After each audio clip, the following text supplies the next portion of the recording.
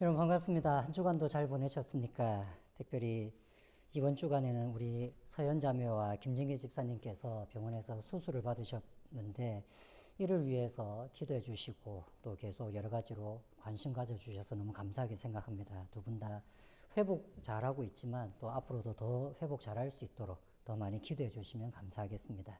우리 같이 함께 기도하시고 오늘 말씀 같이 보시겠습니다. 기도하시겠습니다. 하나님 아버지, 또 한 주간도 지켜보아 주신 것도 참으로 감사를 드립니다. 우리가 비록 멀리 떨어져 있지만 하나님의 말씀 안에서 또 한 지체된 모습으로 예배드리게 해주신 것도 너무 감사합니다.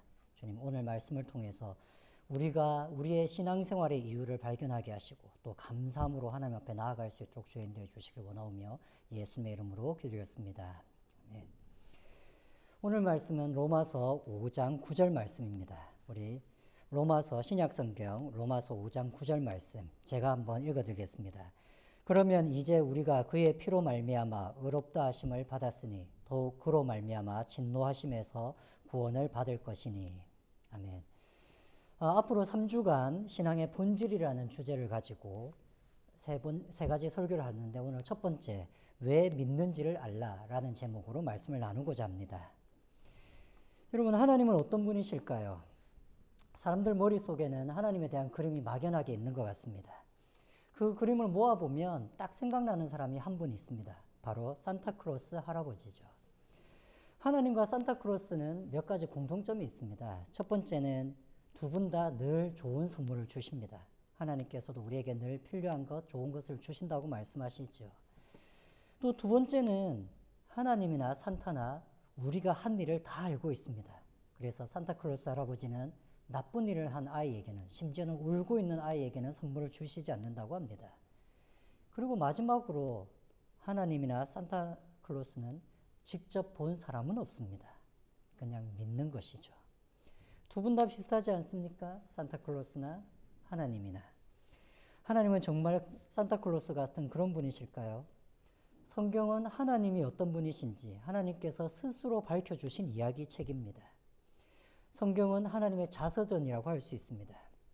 하나님이 하셨던 일, 그때 하나님은 어떤 마음이셨는지 그런 것들을 잘 보여주는 것이 성경이라고 할 수 있습니다. 말하자면 성경을 읽으면 하나님에 대해서 알 수 있는 것입니다. 반대로 말하면 성경을 읽을 때 하나님을 알기 위해서 성경을 읽어야 된다는 것입니다. 성경의 내용을 아는 것이 목표가 아니라 그 내용을 통해서 하나님을 아는 것이 성경을 읽기에 목표가 된다는 것입니다. 이렇게 성경을 통해서 하나님을 아는 것은 정말 중요한 일일까요? 하나님은 호세아라고 하는 선지자에게 내 백성이 하나님을 아는 지식이 없어서 망한다라고 얘기했습니다. 이스라엘 백성이 망하는 이유가 하나님을 아는 지식이 없어서 망한다고 말씀하신 것입니다. 하나님을 알지 못하면 망하는 것입니다. 여러분 어떻습니까? 하나님을 아는 지식, 망하지 않을 정도로 하나님에 대한 지식이 있으신가요? 정말 하나님은 어떤 분이실까요? 하나님은 산타클로스는 아닙니다. 좋은 선물을 빨간 자루에 가득 채워놓고 착한 일을 한 사람에게 좋은 선물을 주는 마음 좋은 할아버지. 하나님은 그런 할아버지가 아니십니다. 오히려 성경은 하나님은 정말 무서운 분이며 불같이 화를 내는 분이라고 말씀하십니다. 요즘 인터넷에 성경이 있습니다. 인터넷 성경이 있죠. 그래서 거기에는 보통 검색 기능이 있습니다. 하나님의 진노라는 이런 구절을 가지고 검색을 해보면 적어도 200개 이상의 구절이 나옵니다. 거기다가 분노, 화, 심판 이런 구절까지 넣으면 성경에는 훨씬 더 많은 구절이 하나님은 진노하신다는 것을 알려주고 있습니다. 하나님은 분노하시는 분이시고 자신에게 분노를 일으키는 그런 사람에게는 불같이 화가 일어나서 불살라 버린다고 말씀하십니다. 하나님은 사람 좋은 웃음으로 늘 호호호 웃는 산타클로스 할아버지가 아닙니다. 하나님이 화를 내신다는 이 구절들이 좀 이상하게 들릴 수도 있습니다. 왜냐하면 우리는 화를 버럭 내는 것, 이것은 뭔가 참을성이 부족하고 좀 성숙하지 못한 모습으로 느껴지기 때문입니다.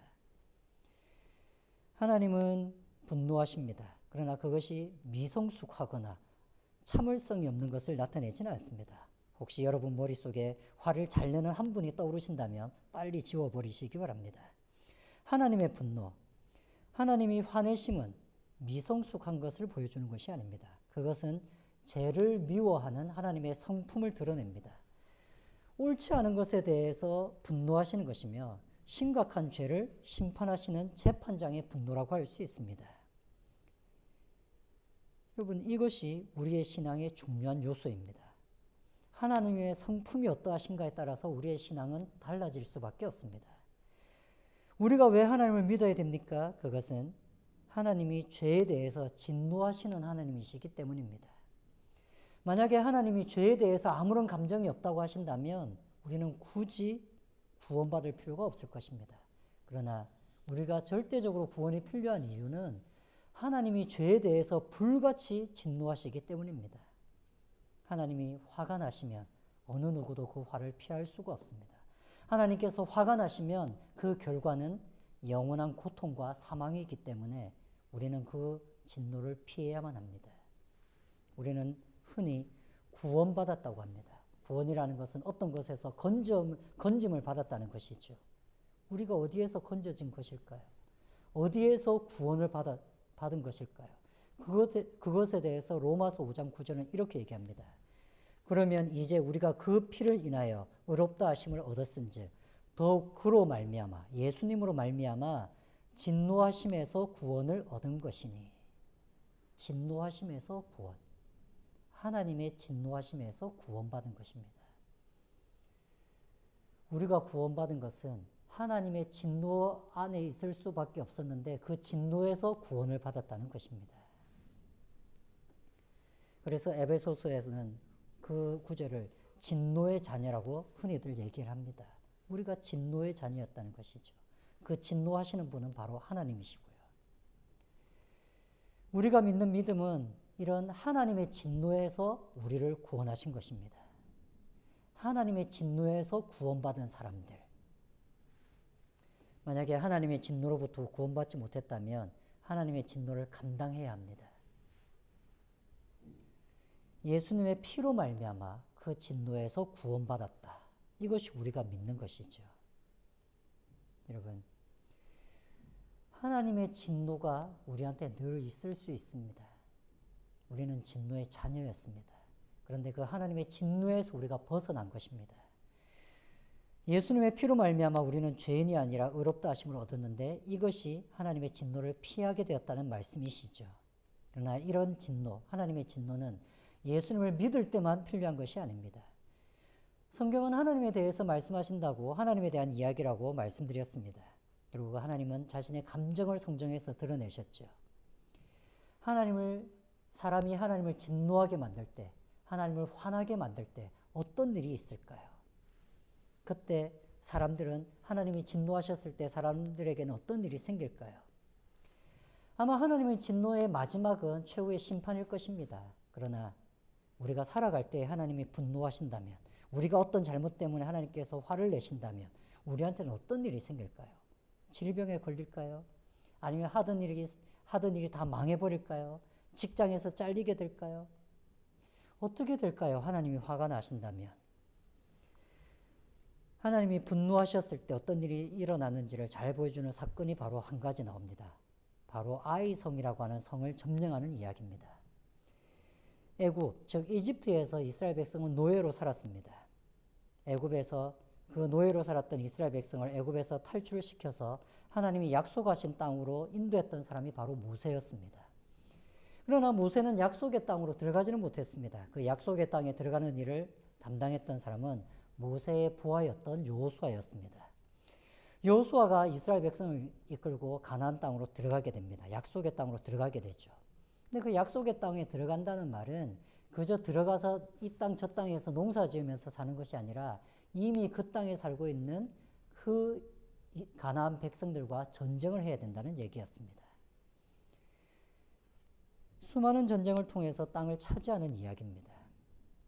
그 땅을 차지하기 위해서 첫 번째 전쟁, 그 전쟁이 여리고성 전쟁이었습니다. 그런데 하나님은 그 여리고성을 그냥 아무 전쟁도 하지 않고 스스로 여리고성이 무너짐으로써 그냥 승리하게 만들어 놓으셨습니다. 손쉽게 땅을 차지하게 하셨습니다.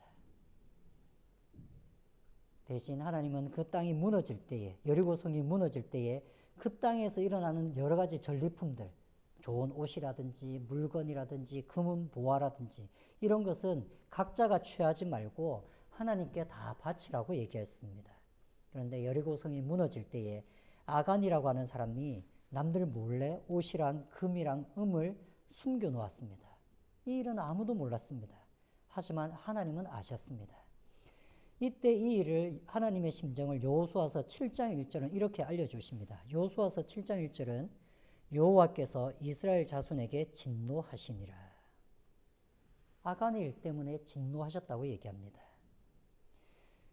그런데 이 하나님의 진노는 아무도 알 수 없었습니다. 하나님이 화가 났다는 것을 아무도 알지 못했습니다. 심지어는 여호수아조차도 하나님이 화났다는 것을 알지 못했습니다. 하나님이 조금 화가 나셨기 때문에 몰랐을까요? 여호수아서 7장 27절에 보면 이 분노에 대해서 맹렬한 분노라고 표현하고 있습니다. 아주 맹렬한 진노, 아주 화가 불같이 일어났다는 표현이죠. 아주 하나님께서 크게 화가 나셨습니다. 그런데 아무도 하나님이 화가 났다는 것을 모릅니다. 하나님이 화가 머리 끝까지 나셨다. 그런 일이 있다면 무슨 일이 생길까요? 이 성경을 보면 아무 일도 없습니다. 하나님 혼자 화가 나 있고 하나님은 침묵하십니다. 아무도 하나님이 화가 났다는 것을 모릅니다. 마치 우리 남편이 왜 화가 났는지 모르겠다. 우리 아내가 왜 화가 났는지 모르겠다. 이런 부부처럼 말 안 하고 뾰루퉁하게 있는 그런 모습이지 않습니까? 그러나 이 침묵은 우리가 화가 나서 꽁한 모습으로 있는 그런 모습과는 다릅니다. 범죄했고 그것 때문에 화가 나셨는데 아무 말도 하지 않는 이 침묵에 대해서 성경은 종종 여호와는 노하기를 더디하시며 인자하심이 크시리 이렇게 찬양을 합니다. 시편에는 많은 부분이 이렇게 얘기합니다. 노하기를 더디하시는 분, 인자하심이 끝이 없는 분. 화가 났지만 그것을 참고 계시는 거죠. 이 침묵에 대한 표현 중 제가 제일 좋아하는 것이 하나가 있는데 스바냐서 3장 16절입니다. 언젠가 저희 교회에서도 한번 설교한 적이 있죠. 스바냐서 3장 16절에 보면 잠잠히 사랑하신다라는 표현이 있습니다. 여호와께서 우리를 잠잠히 사랑하시며 사랑이라는 것은 티나게 돼 있는데 왜 잠잠히 사랑한다고 하실까? 이 잠잠하다는 표현에 대해서 신학자들은 우리의 죄에 대해서 참으시면서 우리를 사랑하신다라고 해석을 합니다. 저는 그 해석이 참 좋게 들렸습니다. 화가 나지만 그러나 이 사랑을 거둘 수 없어서 잠잠히 사랑하시는 하나님. 하나님이 화가 나셨을 때 어떤 일이 있냐고요? 아무 일도 없고 하나님은 침묵하고 계십니다. 하나님의 침묵은 우리를 향한 인내와 사랑을 보여주십니다. 그렇다고 해서 그것이 분노를 사라지게 하는 것은 아닙니다. 노하는 것을 더디하게 한다는 것뿐이지 언젠가는 그 분노에 대한 대가를 치르게 되어 있습니다. 참고 기다리실 뿐이죠. 여러분의 인생 가운데 하나님이 그저 참고 계시고 있는 것은 아니십니까? 여러분의 인생 가운데 하나님께서 침묵하시는 것을 그저 아무 일 없다라고 생각하고 넘어가시는 것은 아니실까요? 하나님은 산타크로스가 아닙니다. 우리의 죄에 대해서 진노하시는 하나님이십니다. 우리와 마찬가지로 하나님은 화가 머리 끝까지 나 있는데 여호수아는 우리와 마찬가지로 여호수아와 이스라엘 백성들은 전혀 몰랐습니다. 그들의 관심은 그 다음 점령해야 될 아이성이라고 하는 성에 꽂혀 있었습니다. 여리고 다음에 아이성을 점령하는 것이었거든요. 어쩌면 여호수아와 이스라엘 백성은 여리고 성이 그렇게 쉽게 무너지자 한껏 고무되어서 하나님이 역시 우리와 함께 계시구나. 이제 우리는 하나님의 축복 가운데 있구나. 이런 마음으로 아이성의 점령에만 집중하고 있습니다. 하나님이 어떤지, 하나님은 화가 나셨는지에 대한 아무런 생각이 없습니다. 그들은 알 수 없었으니까요. 하나님이 함께 하신다고 믿었던 여호수아와 이스라엘 백성들은 아이성을 얕잡아 봅니다. 그러나 아이성에 전쟁을 하러 갔던 백성들이 패하고 돌아오게 됩니다. 이 패배는 여호수아와 모든 이스라엘 백성의 마음을 무너지게 만들었습니다. 패닉에 빠졌습니다. 그날 밤 여호수아는 밤이 새도록 하나님 앞에 원망하며 기도했습니다. 그는 울며 기도하기를, 그는 차라리 요단강을 건너지 말 것을, 하나님 왜 이렇게 우리를 이곳에 오게 하셔서 패배하게 만드십니까? 라고 원망하며 기도합니다. 그런 눈물의 기도가 있을 때에 하나님은 그제서야 여호수아에게 자신이 화가 났다는 것을 알려주십니다. 우리가 하나님 앞에 기도함으로 나아가지 않으면 하나님은 자신의 감정을 알려주시지 않습니다. 하나님은 여호수아에게 왜 화가 났는지를 알려주십니다. 아간이란 이름은 얘기하지 않으시면서 누군가가 물건을 탈취했다고 얘기하십니다. 그 다음 날 아침 날이 밝자마자 여호수아는 모든 이스라엘 백성들을 모아놓습니다. 그리고 제비를 뽑습니다. 12지파가 하나를 뽑고 한 지파가 걸리고 나면 그 지파 안에서 대표들이 와서 뽑고 몇 번을 뽑고 나자 결국은 아간이 그 제비를 뽑게 됩니다. 여호수아는 그 아간에게 무슨 일이 있었냐고 물어봅니다. 아간은 자신의 죄를 다 고백합니다. 그리고 자신이 그 숨겨놓은 물건이 어디에 있는지를 다 알려줍니다. 그래서 사람들이 그 물건을 가져옵니다. 옷이랑 금은 보화였습니다. 자신의 죄를 다 고백하고 자신이 훔친 것까지 다 드러낸 아간. 이 아간에 대해서 어떻게 해야 될까요?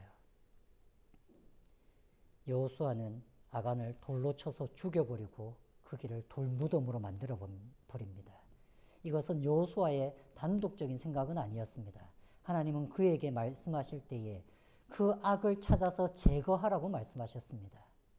그러니 여호수아 입장에서는 아간을 죽여서 없애는 것이었습니다.